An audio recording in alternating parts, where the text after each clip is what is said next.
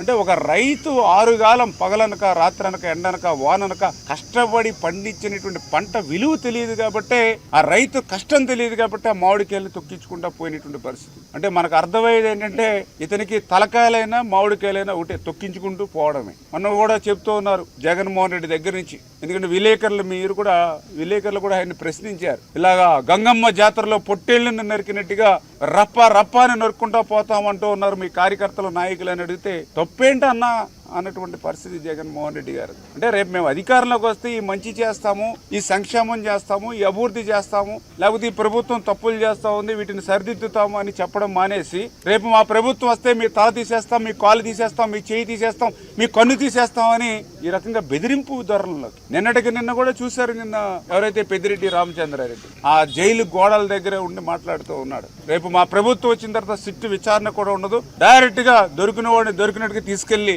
లోపలేస్తామని చెప్తున్నటువంటి పరిస్థితి. అంటే రేపు అధికారంలోకి రావాలని వీళ్ళు కోరుకునేది సంక్షేమం ఇవ్వడం కోసం కాదు, అభివృద్ధి చేయడానికి కోసం కాదు, తెలుగు జాతి భవిష్యత్తు కోసం కాదు. ఎవరైతే వీళ్ళ లూటీని, వీళ్ళ దోపిడీని, వీళ్ళ కక్షల్ని, కేసులకి ఏదైతే న్యాయస్థానాల ద్వారా చట్టం తన పని ఏదైతే చేసుకుంటూ పోతుందో వాళ్ళ మీద కక్ష తీర్చుకోవడానికే రేపు మళ్ళీ అధికారానికి రావాలని కోరుకుంటున్నారు తప్ప ప్రజలకి మేలు చేయడానికి కాదనేటువంటి స్పష్టంగా మరి మనందరికి కూడా అర్థమవుతున్నటువంటి పరిస్థితి. అంచేత ఇటువంటి వ్యక్తులు, ఇటువంటి పార్టీ రాజకీయాలు ఉండడానికి అర్హత లేదు.